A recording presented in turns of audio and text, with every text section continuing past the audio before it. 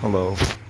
Today I have a 2011 Ford Explorer. It's four-wheel drive. Replacing the electric power steering. This is the one I ordered. It's a used one. So what you have to do? Uh, so first you gotta take both wheels off. Then you're gonna take the tie rod off both sides, and then you're gonna have to reach this here.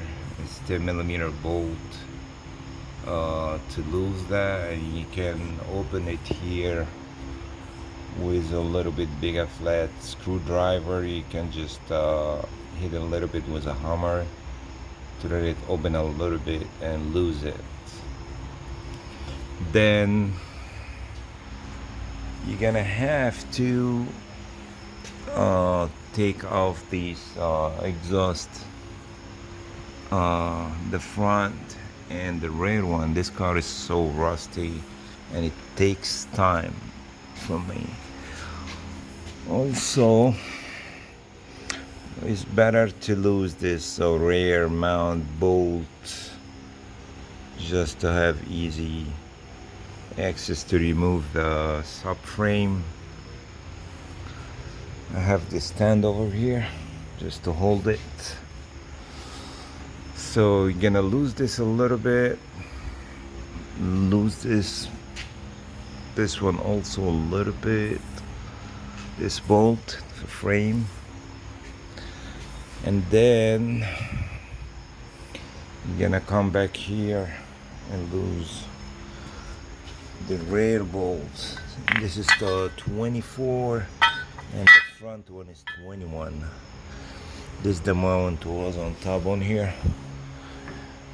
I just take it off so to have easy access to remove that. Then you're gonna have to remove the sway bar, two 13mm bolt this side and the other side also, so you can take this one out the way from here. And also you have to disconnect the plug,